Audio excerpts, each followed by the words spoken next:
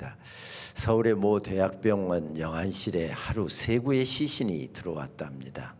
검시를 하던 의사가 보고서 깜짝 놀랐습니다. 왜냐하면 3구의 시신이 활짝 웃으면서 죽어 있었기 때문이었습니다. 가족들을 불러서 사연을 물었다고 하죠. 무슨 사연이 있길래 이렇게 활짝 웃으면서 돌아가셨습니까? 라고 물었더니 첫 번째 사람은 지난 10년 동안 한 주도 빼지 않고 로또 복권을 샀답니다. 그런데 단돈 1,000원짜리 한 장에도 당첨된 적이 없었는데 웬걸 40억짜리, 여러분 40억 좀 되는 돈이거든요. 스케일이 커서 전혀 놀라질 않으시는데 40억짜리에 당첨됐다는 이야기를 듣고 너무 좋아서 웃다가 심장이 터져서 죽었다는 겁니다. 두 번째 사람은 어떻게 죽었습니까? 하고 물었더니 아들이 작년에 대학 떨어지고 재작년에 대학 떨어지고 삼수를 하고 있었대요. 그런데 서울의 유수한 대학에 4년 전액 장학금을 받고 합격했다는 이야기를 듣고 너무 좋아서 웃다가 입이 찢어져서 죽었다는 겁니다. 세 번째 사람은 어떻게 돌아가셨습니까? 물었더니 벼락에 맞아서 죽었대요. 아니, 벼락에 맞아서 돌아가신 분이 왜 이렇게 활짝 웃으면서 돌아가셨습니까? 번개가 번쩍 치니까 사진 찍는 줄 알고 웃다가 죽었다는 겁니다. 누가 웃자고 만든 이야기일 겁니다. 허렇게 따라 웃고 난 다음에는 마음속에 깊은 여운 하나는 남습니다. 그렇지, 죽으면서 웃으며 죽을 수 있다고 한다면 얼마나 행복한 인생이겠는가 하는 생각 하나 남습니다.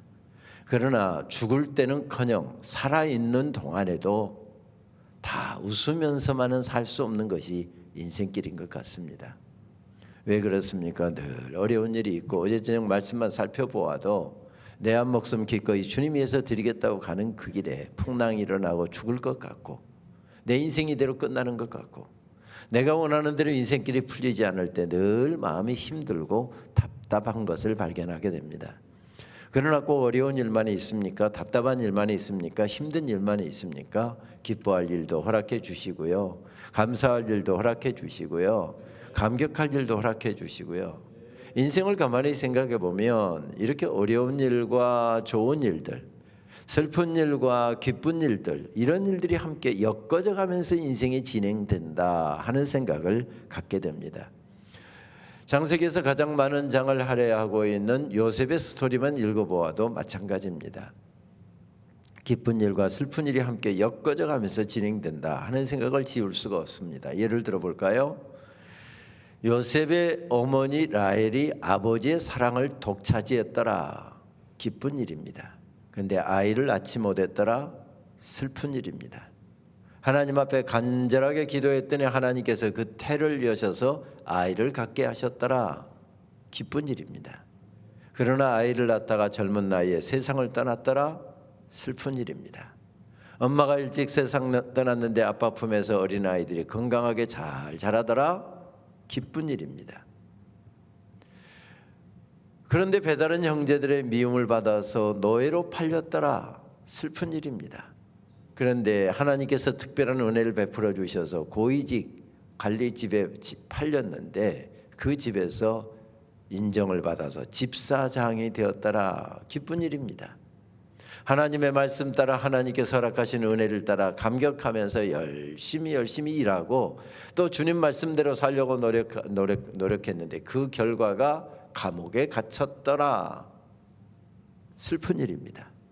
여러분, 오늘 말씀은 무슨 말씀으로부터 시작됩니까? 옥에 갇혔더라 라고 하는 말씀으로부터 시작됩니다. 어떻게 하다 옥에 갇혔습니까? 하나님 기뻐하시는 대로 살려고 노력하다가, 말씀대로 살려고 노력하다가 그 결과가 무엇이었습니까? 감옥이었습니다. 발염 치범으로 누명 뒤집어 쓰고 지금 감옥에 갇혔답니다. 얼마나 힘들었을까요? 하나님, 말씀대로 산 결과가 이것입니까? 하나님 기뻐하시는 대로 산 결과가 이것입니까? 절로 원망이 터져 나올 수밖에 없는 그런 자리에 지금 서 있었답니다. 그런데 성경 어디를 보아도 그런 억울한 자리에 서 있었는데 하나님을 원망했다, 불평했다, 방황했다, 한숨 쉬었다, 이런 내용이 전혀 나오고 있지 않습니다. 이런 지경이 되었는데도 정말 한숨이 터져 나오지 않았을까요? 원망이 터져 나오지 않았을까요? 정말 답답하지 않았을까요? 답답했을 것입니다. 원망이 터져 나왔을 것입니다. 근데 성경은 왜 이 부분에 대해서 전혀 기록을 하고 있지 않는 것일까요? 더군다나 요셉이 감옥에 갇혔던 것은 하루 이틀 갇혀 있었던 것이 아니었습니다. 성경은 요셉이 정확히 몇 살 때 노예로 팔렸고 몇 살 때 감옥에 갇혔더라 정확한 정보를 주고 있지는 않습니다. 그런데 창세기 41장 말씀을 보면 그가 감옥에서 풀려났던 시점은 정확하게 기록합니다. 만 30살 때 감옥에서 풀려났답니다. 그래서 창세기를 연구하는 학자들은 당시의 상황들과 여러 가지 것들을 종합해서 요셉이 몇 살에 노예로 팔렸고 감옥에 갇혔을까를 추정합니다. 대략 15살에서 16살 정도의 노예로 팔렸을 것으로 추정합니다. 2, 3년 열심히 일했더니 주인의 인정을 받았고 집사장이 되었다. 그러면 한 그게 18이나 19살 때로 추정을 합니다.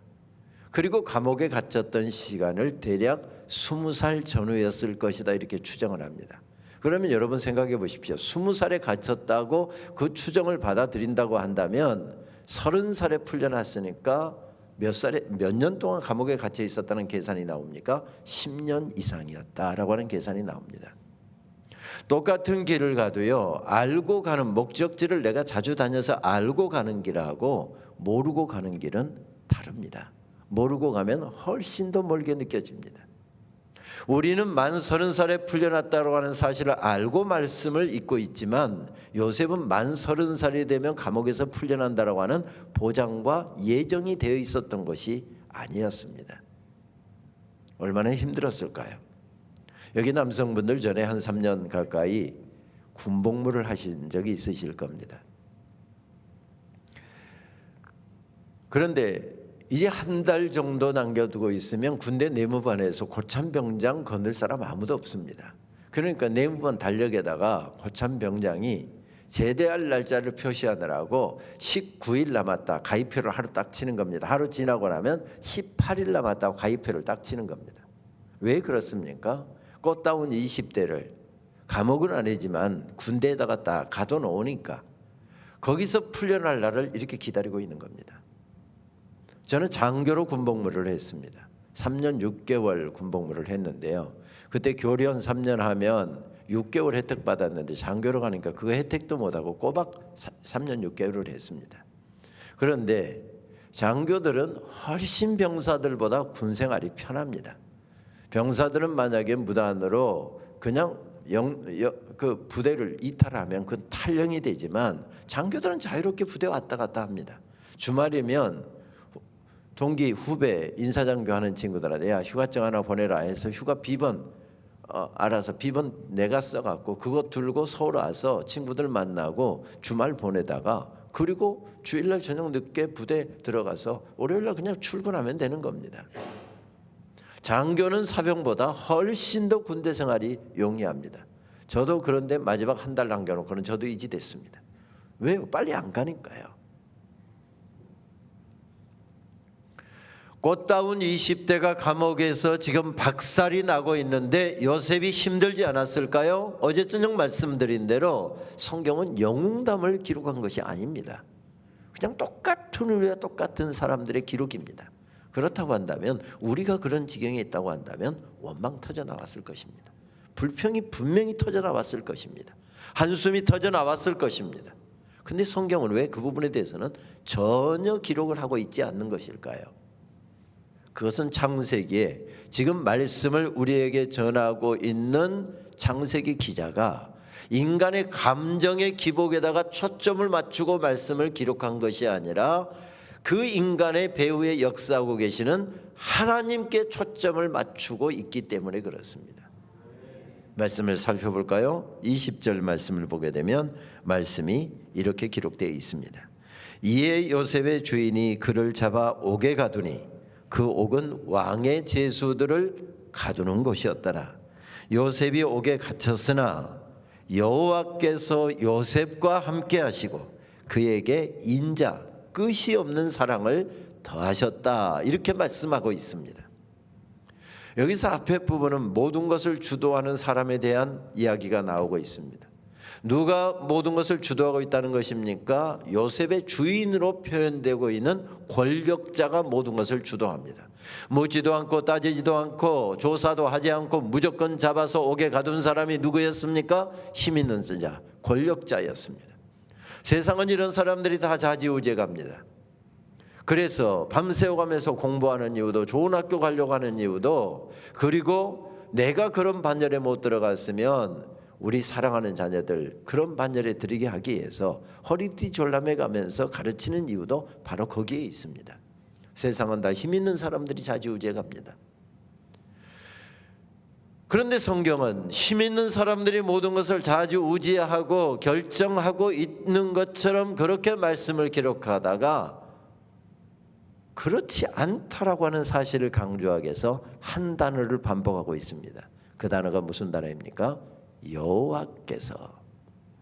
20절 말씀에도 21절 말씀에도 22절 말씀에도 계속해서 강조하는 단어가 무슨 단어입니까? 여호와께서. 여호와께서. 여호와께서. 지금 요셉의 인생을 힘 있는 사람들이 지고 있는 것이 아니라 하나님께서 인도하고 계셨다라고 말씀합니다. 그러면서 그 다음 말씀이 어떻게 이어집니까? 여호와께서 요셉과 함께 하심이라. 여호와께서 그를 범사에 형통케 하셨더라. 이렇게 말씀합니다. 그런데 이 말씀을 읽다 보면 갑자기 마음이 불편해지는 것이 있습니다. 여호와께서 요셉과 함께 계셨다, 감사하고 아멘이 나오는 말씀인데 그 다음 말씀에 보게 되면 마음이 불편해서 아멘이 안 나옵니다. 여러분, 범사에 형통케 하셨다라고 하는 말, 특별히 형통케 하셨다는 뜻이 무슨 뜻입니까? 지금 어려운 사업의 문제 때문에 새벽마다 눈물로 기도하시는 안수 집사님이 계십니다. 하나님께서 그 눈물의 기도를 들으시고 형통케 하셨답니다. 뭐가 형통입니까? 어려운 사업의 문제를 해결해 주시는 것이 형통입니다. 어려운 질병에 걸려서 새벽마다 눈물로 기도하시는 권사님이 계십니다. 하나님께서 그 눈물의 기도를 들으시고 범사에 형통케 하셨답니다. 뭐가 형통입니까? 어려운 질병으로부터 고쳐주시는 것이 형통입니다. 자녀 문제가 풀리지 않아서 눈물로 기도하시는 집사님이 계십니다. 하나님께서 그 기도를 들으시고 자녀의 앞길을 활짝 열어주셨답니다. 그게 형통입니다. 그런데 어려운 암병 그대로 놔두시고, 자녀 문제 그대로 놔두시고, 사업의 문제로 그대로 놔두시고 범사에 형통케 하셨더라. 여러분, 이런 형통 받고 싶으십니까? 저는 그런 형통 안 받고 싶습니다. 엄밀한 의미에서 그것은 형통이 아니기 때문에 그렇습니다. 감옥에 그대로 가둬놓으시고, 억울한 일 누명 그대로 놔두시고, 누명 그대로 씌워놓으시고, 그리고서 범사에 형통케 하셨더라. 이것은 엄밀한 의미에서 형통이 아닙니다. 그 다음 말씀, 가볍게 그냥 읽어 넘길 수 있는 말씀이지만 마음이 불편해지니까 또 이 단어도 불편해집니다. 왕의 제수들을 가두는 감옥에 가두었다는 그 표현입니다. 그 당시 왕의 제수들을 가두는 감옥은 왕이 특별 설치해서 관리 감독하는 감옥이었습니다. 반역을 도모하다가 발각된 사람들, 이 사람들을 특별 관리하기 위해서 설치된 감옥이 바로 이 감옥이었습니다. 누가 여러분 반역을 도모할 수 있습니까? 최소한 고위직이 돼야. 요셉과 같은 노예들은 반역을 도모한다 할지라도 절대 왕이 못 됩니다. 적어도 쿠데타를 일으키려고 하면 2등병이 쿠데타 일으킬 수 있습니까? 저 전방에 2만 명, 3만 명 병력을 거느리고 있는 군단장급이나 사단장급 정도 돼야 반역을 생각해도 쿠데타를 도모해도 도모할 수 있는 것입니다. 요셉이 그런 자리에도 있지 않았을 뿐만 아니라 반역을 도모했습니까? 도모하지 않았습니다. 그런데 그런 감옥에 가두었습니다.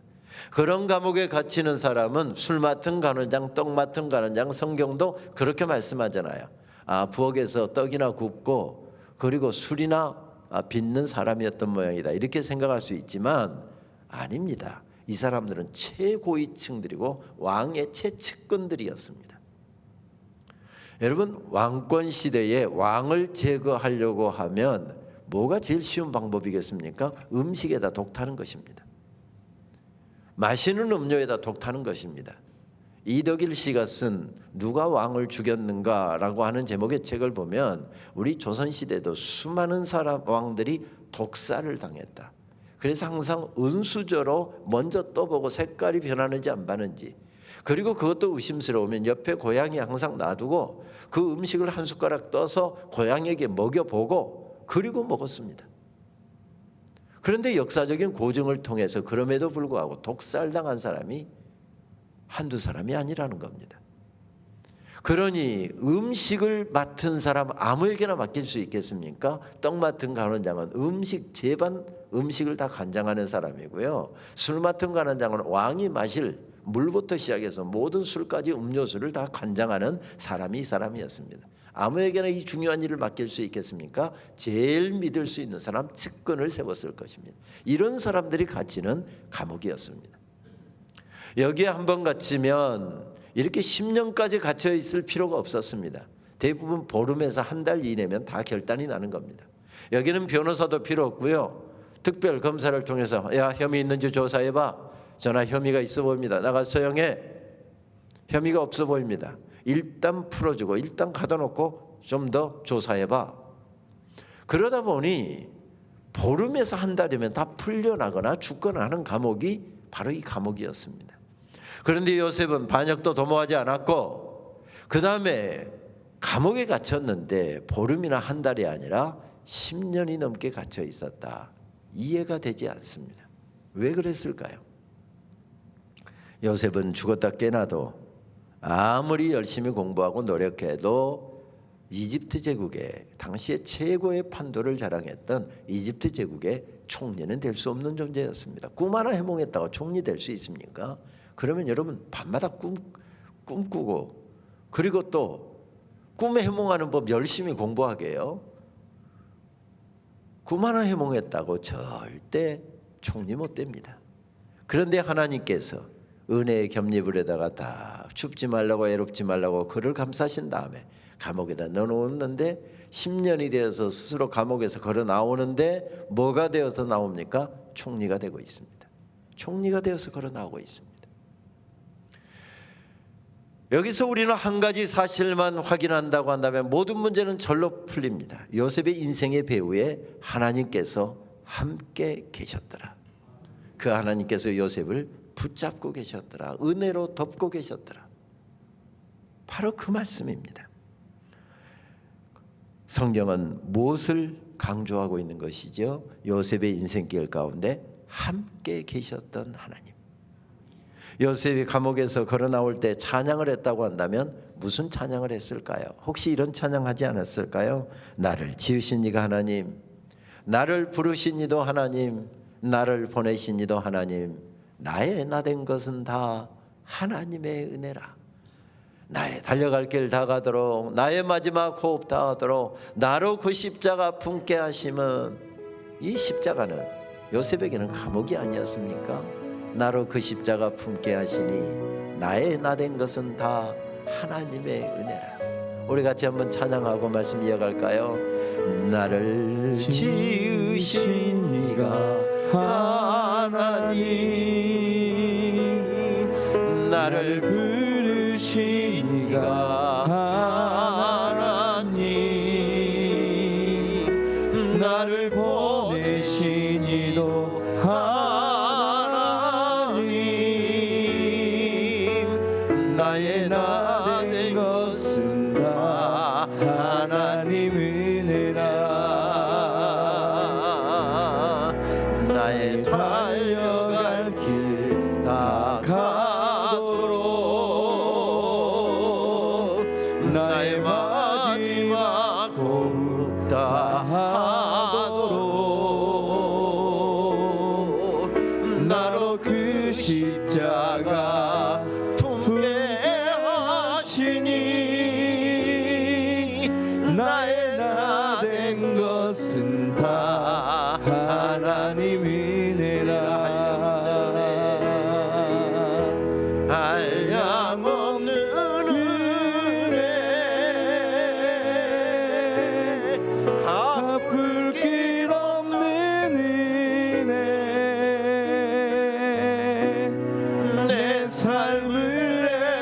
역사는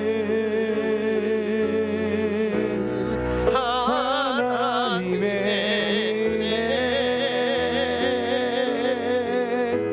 나 주저함 없이 그 땅을 밟음도 나를 붙드시는 하나님의 은혜. 할렐루야. 노래 잘하는 유희찬 목사가 있었으니까 다행이지 새벽에 이렇게 높은 곡인 줄 몰랐습니다. 하나님의 은혜, 하나님의 은혜, 하나님의 은혜가 그를 감싸고 계셨습니다. 하나님께서 내 인생을 감싸고 계시고 하나님의 은혜가 여기까지 나를 인도하셨고 장래에도 나를 인도하실 줄 믿으니까 불평이 안 나온 것입니다. 옥에 갇혔더라 슬픈 소식입니다. 억울한 누명 뒤집어 썼더라 탄식을 노리십니다. 몸이 병들었더라 슬픈 소식입니다. 평생 다니던 직장에서 퇴직해서 나왔더라 슬픈 일입니다. 퇴직금 다 모아서 제2의 인생 시작하라고 장사를 시작했는데 장사가 안 되더라 슬픈 일입니다. 문 닫게 되었더라 원금까지 다 날리게 되었더라 슬픈 소식입니다. 자녀가 좋은 대학 나왔는데 몇 년째 직장을 못 잡고 저렇게 허덕이고 있더라. 결혼을 못하고 있더라 슬픈 소식입니다. 그런데 여러분 알고 계십니까? 그 인생의 배후에 하나님이 함께 계신다라고 하는 사실. 내 인생이 꼬이는 것 같고 내 인생이 어렵게 진행되고 있다 할지라도 여전히 내 인생을 통치하고 계시는 분이 계시다는 사실을 여러분 알고 계십니까? 요셉이 그것을 알았던 게지요. 그렇습니다. 성경에는 어려운 일도 있고 답답한 일도 있지만 하나님께서 오늘 우리의 인생길 가운데 역사하고 계신다는 사실을 성경은 이렇게 말씀해 주십니다. 하나님을 사랑하는 자 곧 그 뜻대로 부름받은 자들에게는 어려운 일도 있답니다. 답답한 일도 있답니다. 기쁜 일도 있답니다. 감사할 일도 있답니다. 그런데 이 모든 것을 다 합력하여 선을 이루시느니라 이렇게 말씀합니다. 저는 이 말씀을 평생에 제게 주신 말씀으로 저는 붙잡고 살아가고 있습니다. 제 인생길을 가만히 생각해 보면 평탄한 길로 인도하셨던 적은 별로 없었던 것 같습니다. 늘 구부러지고요. 또 제가 가고 싶은 길 그 길이 막히고요. 그래서 답답해서 울게 되고 기도하게 되고 금식하게 되고 작정 기도하게 되고 그런데 그렇게 하다 보면 언제 세워놓으셨는지 모르게 그곳에 세워놓으시면서 하나님을 더 사랑하면서 살려고 노력해라. 하나님을 사랑하는 자 그 뜻대로 부름받은 자들에게는 어려운 일도 있고 답답한 일도 있다. 그러나 그 모든 것을 다 합력하여 선을 이루어 가신다. 저는 고등학교 2학년 때 은혜를 받고 목사가 되기로 작정을 했습니다. 그리고 공부하던 방향을 바꾸어서 신학대학에 진학하려고 하는데 저에 대한 기대가 컸던 저희 부친은 한사코 반대였습니다. 그 당시 공대가 떴기 때문에 무조건 공대 가야 된다. 또 이과 해야 된다. 그래서 저는 문과가 더 좋았음에도 불구하고 이과 했고요. 수학 2 그 푸느라고 고생깨나 했습니다. 그러다가 공부하던 방향 바꾸어서 저는 솔직히 사범대학에 가고 싶었는데 부친의 뜻을 안 따를 수가 없어서 그렇게 하고 있다 고등학교 2학년 때 확 바꿨습니다. 나는 신학대학 간다. 저희 부친이 얼마나 반대를 하시던지요. 나중에는 부친이 그런 선언까지 하셨습니다. 만약에 내가 신학대학 가서 목사질을 한다고 한다면 질이라고 했습니다. 목사질을 한다고 한다면 나는 내게 돈 한 푼도 못 대준다. 부자 인연은 이제 끊어지는 거다. 그래도 저는 갈 겁니다. 그리고 장신대 합격을 했는데 정말 돈 한 푼도 못 대준다고 하더니 묻지도 않으십니다. 합격했는지 뭐 관심도 두지 않습니다. 뭐 고등학교 졸업한 사람이 무슨 돈이 있겠습니까? 등록은 해야 되겠고 계속 날짜는 마감일은 다가오고 부친 눈치만 살피고 있는 겁니다. 그런데 아른 채도 하지 않으십니다. 결국 사흘 남겨놓고 형 찾아갔습니다. 형은 신앙생활을 잘하고 있었기 때문에 동생이 주의 종의 길을 간다고 하니까 또 한 학기만 도와달라고 하니 형이 거절하지 않고 등록금을 도와주었습니다. 생명과 같은 귀한 돈을 주머니에 넣고서 저는 서울 무렵에 부산에서 기차를 타고 고향을 향해서 가고 있었습니다. 그때 하루에 한 번밖에 없었던 밤 9시 45분에 타는 보급형 열차를 탔는데 부산역에서 출발해야 되는데 저는 부산진역이 출발인 줄 알아요. 그렇게 촌놈이었습니다. 부산진역이 더 이쪽에 있으니까 부산진역이 저는 더 출발역인 줄 알고 부산진역에서 기차를 탔는데 벌써 부산역에서 다 발도 들이지 못할 만큼 사람이 가득 차갖고 기차가 오더군요. 자리 못 잡고요. 밤새 서서 덜컹거리면서 오다가 이 나주 무렵 지나가면서 송정리는 지났습니다. 나주 무렵 지나가다가 이곳이 허전해서 한번 살펴보니까 내 생명과 같은 귀한 돈을 누가 소매치기에 하고버리고 없는 겁니다. 저는 집에 돌아와서 바로 이불 뒤집어 쓰고 식음을 전폐하고 들어 누웠습니다. 하나님, 저 주의 종 안 될랍니다. 저 신학교 안 갈랍니다. 그 정도도 못 지켜주신 하나님, 평생 나 섬긴다는 건 너무 억울합니다.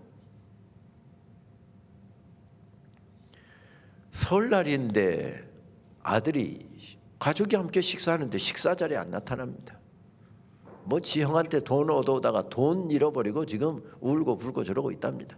저희 부친은 캐제를 불러 잘됐다 잘됐다 그러면서 하시는 말씀이 제 귀에까지, 이쪽 제 방에 들어 누워 있는데 제 방에까지 밖에서 들리도록 이야기하시더라고요. 사흘 굶어봐라. 이 담 안 넘는 놈 없다고 다 옛날 어른들 말이 그렇다. 저 들으라고 하루에 몇 번씩 그 이야기를 하시는 겁니다. 그런데 아들이 고집이 항소고집이었고 사흘이 뭡니까? 뭐 계속 밥을 안 먹으니까 자식 이기는 부모가 어디 있습니까? 밥만 좀 먹어라, 밥만 좀 먹어라. 저희 부친이 결국 손 들었습니다. 내가 등록금 도와줄 테니까 밥만 좀 먹어라. 그래서 부친이 도와주신 돈으로 등록하고 첫 학기 시작했습니다. 그런데 마음속에 이해할 수 없는 분노. 하나님, 그 정도도 못 지켜주시는 분이십니까? 마치 하나님이 제 돈 훔쳐간 것처럼 새벽기도 그때 의무적으로 나가야 새벽기도 나가면 삿대질 기도만 했습니다. 저는 절대 목사 안 됩니다. 그런 하나님 섬기는 거 전 너무 억울합니다. 하나님 불리하시니까 말씀을 안 하시더라고요. 그러니 저는 더 기세등등해지는 겁니다. 하나님, 저는 절대 주의 종 안 됩니다. 이번 학기하고 저는 보따리 쌓고 나갑니다. 다시 재수해서 제가 가고 싶은 이제 길 가겠습니다. 그런데 학기가 끝나갈 무렵 어느 날 세미한 음성으로 저에게 다가오시는데 두 말씀 앞에서 저는 고꾸라졌습니다. 목사가 되겠다고 하는 놈이 그렇게 믿음이 없느냐? 믿음 없는 너를 위해서 준비해 놓은 말씀이 여기 있다. 창세기 22장 14절, 사무엘상 7장 12절 두 말씀 딱 주시는데 성경을 펴서 어떤 말씀인가 찾아보는데 전율이 일어났습니다. 사무엘상 7장 12절 말씀, 하나님께서 너를 여기까지 도와오셨다. 에베네셀, 너를 위해서 많은 것을 준비해 놓고 계시다. 여호와 이레, 두 말씀을 주시는데 전기에 감전되는 것 같았습니다. 그리고 주시는 말씀이 바로 로마서 8장 28절 말씀, 하나님을 사랑하는 자, 곧 그 뜻대로 부름받은 자들에게는 어려운 일도 있고 기쁜 일도 있지만 이 모든 것을 다 합력하여 선을 이루실 것이다. 고린도전서 2장 9절 말씀, 하나님이 자기를 사랑하는 자들을 위하여 예비하신 모든 것은 눈으로도 보지 못하고 귀로도 듣지 못하고 마음으로도 생각하지 못하였다 함과 같으니라. 요셉이 그걸 알았던 것입니다. 내 인생 망가지는 것 같아도 이것마저도 하나님 합력하여 선을 이루실 것이다. 내가 생각하지도 못하고 듣지도 못하고 마음으로도 생각하지 못한 일들을 하나님 내 인생길 가운데 준비해 놓고 계실 것이다. 그 사실을 확신했던 것입니다. 여러분, 성경이 제일 강조해서 우리들에게 들려주시는 메시지가 뭔지 아십니까? 그것은 바로 예수님 하늘 보좌를 버리시고 이 땅에 내려오실 때 처음 들려주셨던 메시지가 무엇이었는지를 확인하면 됩니다.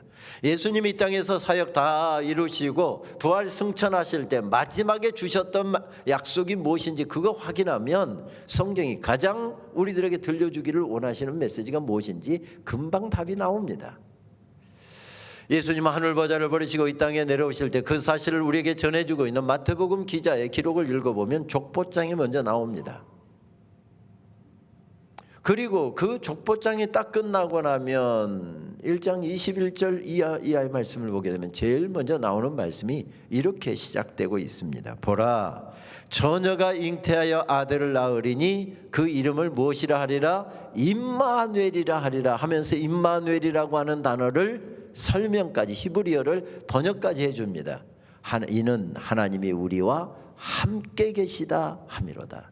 무엇을 강조하고 있죠? 하나님이 우리와 함께 계신 것을 볼 수 있도록 느낄 수 있도록 예수님을 보내셨다는 겁니다. 그리고 제일 마지막에 주시는 말씀이 무엇입니까? 마태복음 28장 20절 말씀 볼지어다 내가 세상 끝날까지 너희와 항상 함께 있으리라. 이 사실을 강조하고 있습니다. 무엇을 강조합니까? 하나님이 함께 계시다는 사실을. 그런데 왜 여기에 갑자기 족보가 끼어들까요? 동양 문화권 치고 족보를 중요하게 생각하지 않는 문화가 없습니다. 이스라엘도 동양 문화권이잖아요. 그래서 그들도 굉장히 족보를 중요하게 생각했습니다. 이스라엘을 최고로 치는 지파는 유다 지파였습니다. 특별히 다윗의 혈통, 이건 최고의 가문이었습니다. 예수님이 나사렛 출신이라고 유대인들이 무시하고 예수님이 오셨을 때 메시아로 영접하지 않는 것이 유대인들의 문제였기 때문에 제일 먼저 나오는 것은 이 접촉점이라고 그러죠. 포인트 오브 컨택을 만들기 위해서 족보장을 먼저 한 다음에 제일 먼저 나오는 메시지가 이것입니다. 여러분도 다 뼈대 있는 집안의 사람들이죠. 우리 한국도 족보계나 따지잖아요.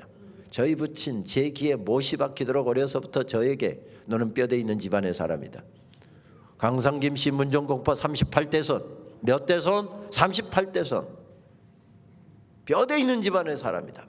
계속 저에게 세뇌를 시켰습니다. 그래서 잊어버리지를 않습니다. 여러분도 뼈대 있는 집안의 사람이시죠? 저도 뼈대 있는 집안의 사람입니다. 이렇게 뼈대깨나 자랑하는 유대인들에게 예수님을 소개하기 위해서 그 사실을 끼워 넣은 다음에 본격적인 메시지는 뭘로부터 시작됩니까? 하나님이 우리와 함께 계시다. 예수님 사역 마치고 마지막에도 주시는 말씀, 예수님이 내가 너희와 함께 있을 것이다. 하나님이 너희와 함께 계시다. 이 사실을 강조하고 있습니다. 요셉이 이 사실을 알았다고 한다면 감옥에서 할 수 있는 일이 뭐가 있었을까요? 한 가지밖에는 없었을 것입니다.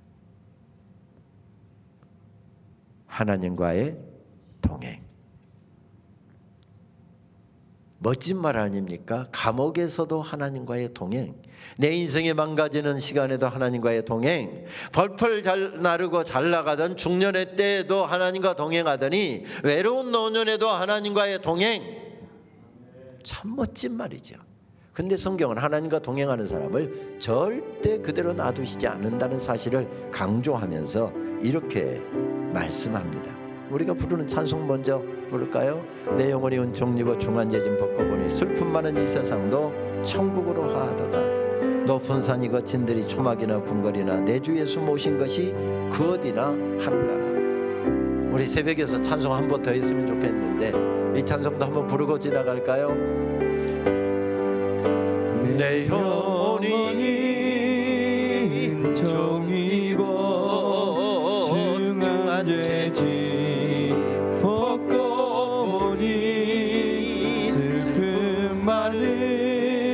이 세상도 천국으로 하도다.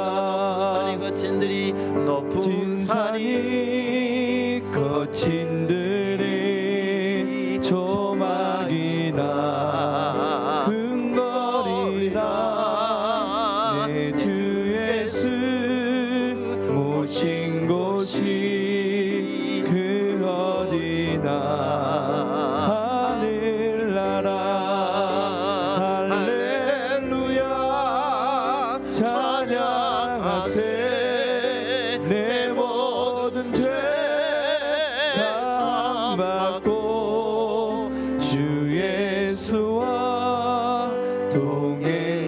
동행하니 그 어디나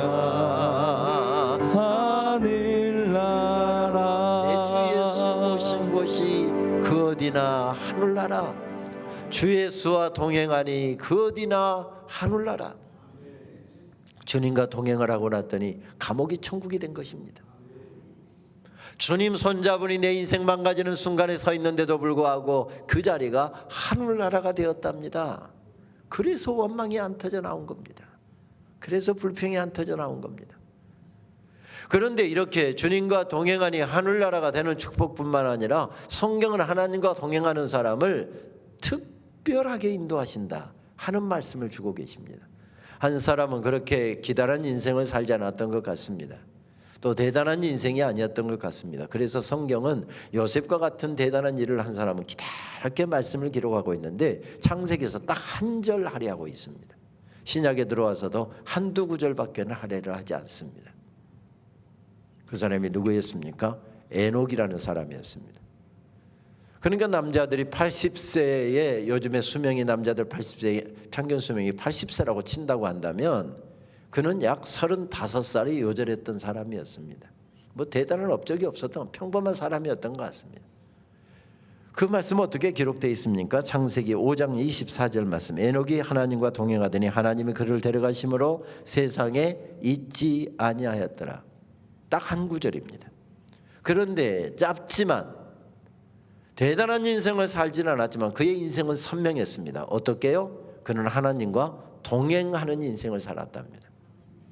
대부분의 사람들은 하나님의 창조의 원리지요. 너희는 흙에서 왔으니 흙으로 돌아갈지니라. 그 창조의 원리를 따라서 우리가 이 땅에서의 삶이 다 끝나고 나면 육신은 이 땅에 남겨놓고 흙으로 돌아가게 하고 그리고 영원히 떠나서 하나님 나라에 갑니다. 그런데 에녹은 평생 하나님과 동행을 했더니 하나님께서 그를 영과 육을 송두리째 천국으로 데려가셨답니다. 역사상 그런 특별한 은혜를 입은 사람은 딱 세 사람밖에 없잖아요. 누구였습니까?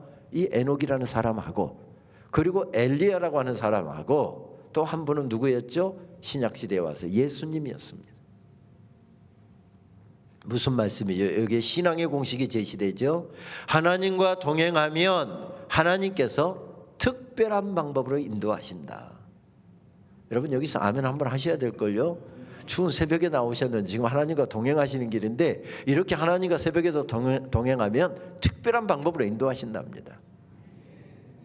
엄마 따라서 지금 어린아이가 함께 와서 새벽기도 하는데 지금 설교는 길죠. 얼마나 지루하겠습니까? 그래서 누웠다가 다시 일어났습니다.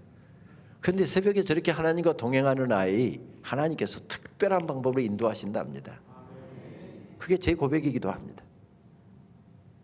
그런데 히브리서의 말씀에 의하면 이 똑같은 말씀인데 여기다 한 가지 사실을 더 추가하고 있는 것을 발견하게 됩니다. 히브리서 11장 5절 말씀. 믿음으로 에녹은 죽음을 보지 않고 옮겼으니 하나님이 저를 옮기심으로 다시 보이지 아니하니라. 저는 옮기우기 전에 하나님을 기쁘시게 하는 자라는 증거를 받았느니라. 동행하려고 하면 뭐가 있어야 된다는 것입니까? 믿음이 있어야 된다. 어떤 믿음? 하나님이 나와 함께 계시다라고 하는 믿음이 있어야 동행할 수 있고 하나님과 동행하면 하나님께서 특별한 방법으로 인도하신다. 1차 방정식에서 2차 방정식으로 뛰어넘죠.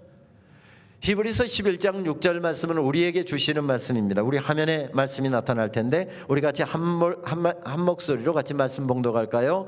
믿음이 없이는 기쁘시게 못하나니 하나님께 나아가는 자는 반드시 그가 계신 것과 또한 그가 자기를 찾는 자들에게 상 주시는 이심을 믿어야 할지니라.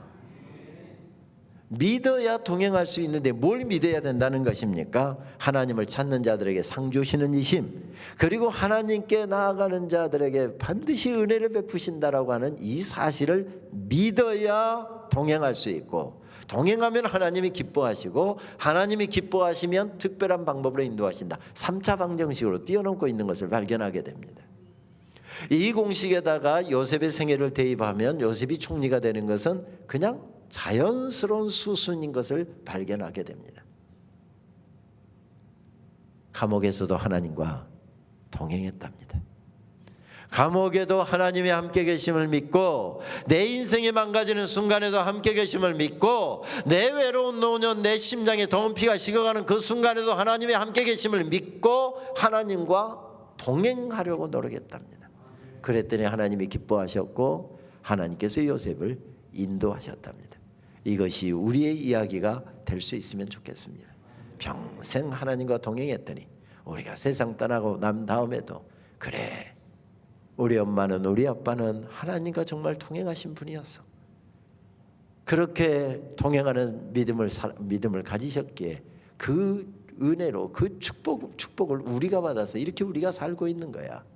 잘 산 인생 아니겠습니까? 그렇습니다. 하나님과 동행하는 삶, 이것은 참 쉽습니다. 무엇만 알면 쉬워집니까? 하나님이 나와 함께 계심을 믿으면 동행은 아주 쉬워집니다. 그런데 동행은 또 아주 어렵습니다.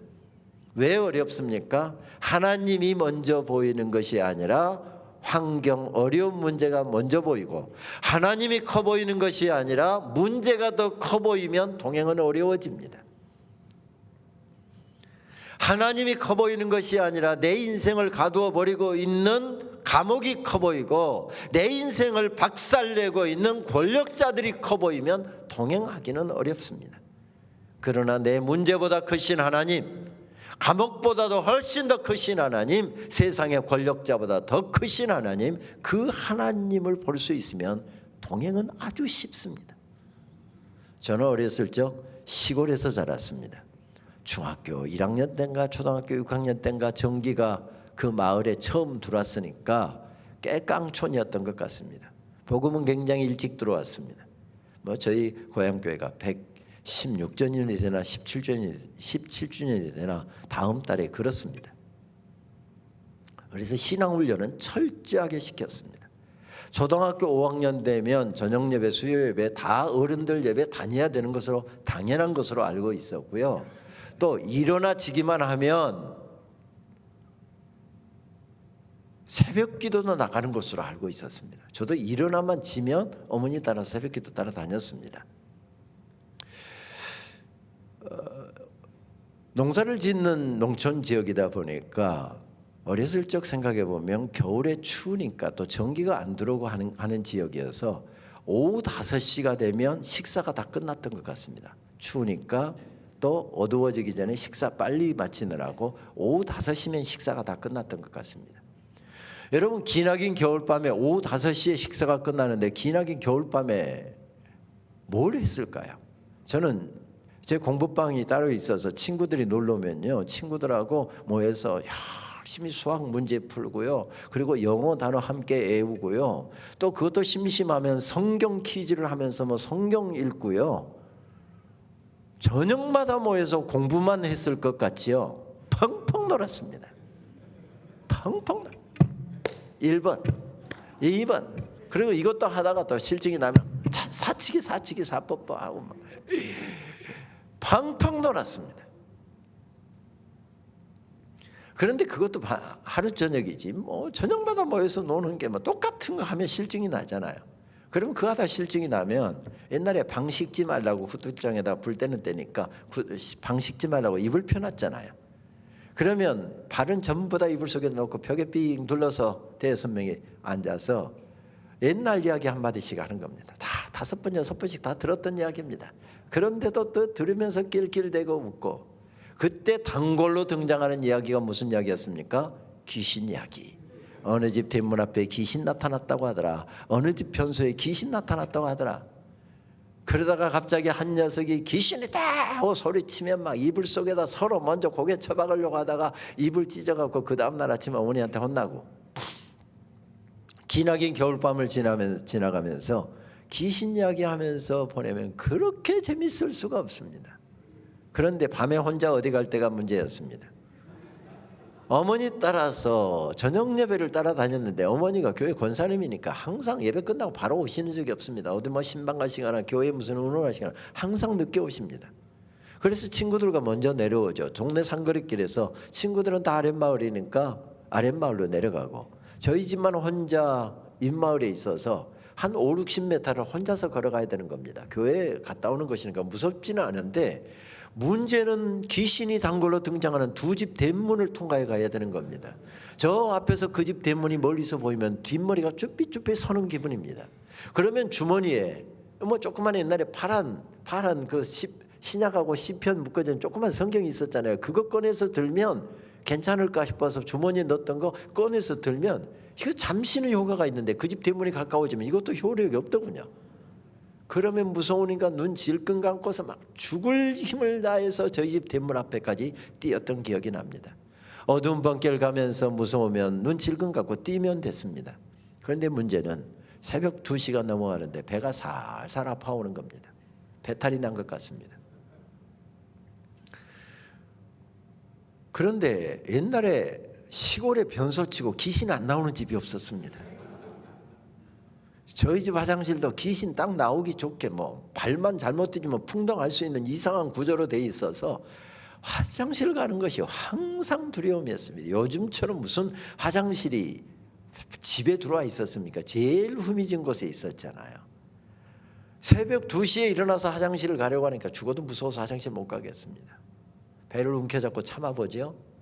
근데 배탈이 나면 마지노선이라는 게 있잖아요. 더 참을 수 없는. 그러면 벌떡 일어납니다. 혼자는 죽어도 못 가겠고 안방에 들어가서 어머니 흔들어 깨웁니다. 엄마. 부친에게 안 들키려고 목소리는 제대로 낮추고 손은 세게 엄마. 그러면 저희 어머니는 왜 묻지도 않으십니다. 2번만 흔들면 바로 옷 챙겨 입고 따라 나오십니다. 밖에다 어머니 딱 보초 세워놓고 안에 들어가서 일 보면 절대 귀신은 안 나타납니다. 그런데 어머니가 낮에 힘든 일 하시다가 지금 단잠 주무시다가 아들에게 끌려 나왔습니다. 아들이 빨리 끝내면 좋으련만 일이 빨리 안 끝나니까 밖에서 보초 서고 있다가 졸고 앉아 있습니다. 그럼 새벽 2시 반 조용합니다. 그러면 어김없이 귀신이 나타납니다. 파란 손으로 닦아줄까 빨간 손으로 닦아줄까. 갑자기 무서워집니다. 엄마. 어머니 부릅니다. 그러면 어머니가 졸다가 대답하십니다. 엄마 여기 있다. 또 한참 있다가 무슨 손이요? 빨간 손으로 닦아줄까. 엄마 여기 있다니까. 여러분 이게 동행입니다. 나 혼자서 갈 수 없는 길 주님 손잡고 가는 것입니다. 나 혼자서 헤쳐나갈 수 없는 길 주님 이름 부르면서 가는 것입니다. 주님께 아뢰면서 가는 것입니다. 이것이 동행입니다. 그렇습니다. 이렇게 동행하는 사람들의 삶 하나님께서 인도하신다고 말씀하십니다. 그런데 다시 말씀드리지만 환경이 먼저 보이고 문제가 먼저 보이고 감옥이 먼저 보이고 내 인생을 망가뜨리는 사람들이 먼저 보이면 동행하기는 어렵습니다. 그러나 내 인생에 우뚝 서 계시는 하나님, 그 하나님을 볼 수만 있다고 한다면 우리들도 동행할 수 있을 것입니다. 우리 믿음의 선배들이 걸어갔던 길에는 고난도 있었고 환난도 있었고 어려움도 있었고 아픔도 있었습니다. 그러나 하나님과 동행하는 삶을 살았을 때 그들은 승리했습니다. 그들은 외칩니다. 주님의 현존이 바로 우리들의 승리의 이유입니다. 주님이 우리와 함께 계시는 것, 주님의 바로 현존이, 감옥에도 함께 계시는 주님의 현존이 내 인생의 승리의 이유입니다. 그렇게 고백하면서 달렸던 사람이었습니다. 젊은 날에 한 사람이, 우리 시대를 살고 있는 사람이죠. 한 사람이 젊은 날에 사랑하는 아내를 먼저 떠나보냈습니다. 옥수수밭 곁에다가 아내를 묻고 나서 그는 얼마나 울었고 아내가 떠난 다음에도 얼마나 눈물로 살았는지 모릅니다. 약간 진보적인 생각을 가지고 진보적인 활동을 하다가 그는 중학교 교사였는데 결국 학교에서도 해직을 당합니다. 그리고 해직을 당하고 여러 가지로 복직을 위해서 투쟁하다가 감옥에도 갇힙니다. 그리고 나이가 들어가면서 중병에 걸렸습니다. 속리산자락 보은의 산골짜기에 작은 오두막집 하나 사서 살 수 있을지 죽을지 모르는 마지막 인생길에서 그는 산속에 들어가서 투병을 하다가 그 어려움 가운데서 주님을 새롭게 만났습니다. 그리고 그는 주님을 만난 감격을 가지고 이런 시를 썼지요. 별빛이 쓸고 가는 먼 길을 걸어 당신께 갑니다. 길의 끝에서 몇 번이고 빈몸으로 넘어질 때 풀뿌리 하나로 내 안을 뚫고 오는 당신께 가는 길은 얼마나 좋습니까? 이 땅의 일로 가슴을 아파할 때 별빛으로 또렷이 내 위에 떠서 눈을 깜빡이는 당신과 가는 길은 얼마나 좋습니까? 바람도 없이 구름은 흐르고 떠나간 것들 다시 오지 않아도 내 가는 길 앞에 이렇게 당신은 있지 않습니까? 당신과 가는 길은 얼마나 좋습니까? 당신과 가는 길은 얼마나 좋습니까? 그렇습니다. 하나님께서 또 우리들에게 한 해를 다시 허락해 주셨습니다. 또 이 한 해를 살아갈 수 있도록 생명을 연장시켜 주셨습니다. 우리의 남은 생애가 걸어가는 올 한 해의 인생길이 하나님의 손잡고 걸어가는 인생길이 되었으면 좋겠습니다. 그리고 한 해의 끝자락 우리도 송구영신 예배 드리면서 주님과 함께 가는 길이 얼마나 좋았습니까? 이렇게 고백할 수 있다고 한다면 우리도 올 한 해 잘 산 것이 아니겠습니까? 인생의 끝자락에서 이렇게 고백할 수 있다고 한다면 우리도 잘 산 인생 아니겠습니까? 그렇습니다. 오늘 새벽에도 추운 날씨에 나오셔서 첫 시간을 기도하면서 하나님과 동행함으로 하루를 시작합니다. 오늘 하루가 복된 하루 될 수 있게 되기를 바랍니다. 그렇게 하나님과 동행하는 올 한 해가 여러분들의 생애 최고의 해가 될 수 있게 되기를 바랍니다. 그렇게 하나님의 손잡고 걸어가는 인생길, 그 인생길이 복되고 아름다운 인생길 될 수 있기를 바랍니다. 우리도 찬양하면서 이제 기도의 자리로 나가도록 하겠습니다. 오직 주의 사랑에 매여 내 영 기뻐 노래합니다. 오직 주의 사랑에 매여 내 영 기뻐 노래합니다. 이 소망의 언덕 기쁨의 땅에서 주께 사랑드립니다. 오직 주의 임재 안에 갇혀 내 영 기뻐 찬양합니다. 이 소명의 언덕 기쁨의 땅에서 주께 경배드립니다. 주께서 주신 모든 은혜 나는 말할 수 없네. 내 영혼 즐거이 주 따르렵니다. 주께 내 삶 드립니다. 주께서 주신 모든 은혜, 주께서 주신 모든 은혜 나는 말할 수 없네. 내 영혼 즐거이 주 따르렵니다. 주께 내 삶 드립니다. 두 손을 높이 들고 우리 한 번만 더 고백할까요? 주께서 주신 모든 은혜, 주께서 주신 모든 은혜 나는 말할 수 없네. 내 영혼 즐거이 주 따르렵니다. 주께 내 삶 드립니다. 두 손을 드신 채로 우리 다시 한번 주님 앞으로, 다시 한번 주님의 보좌 앞으로 나갔으면 좋겠습니다. 그리고 기도할까요? 하나님, 오늘 하루 이른 새벽부터 주님과 동행하며 기도하고 찬송하고 말씀으로 하루를 시작합니다. 올 한 해가 하루하루 주님과 동행하는 한 해가 되게 하여 주옵소서.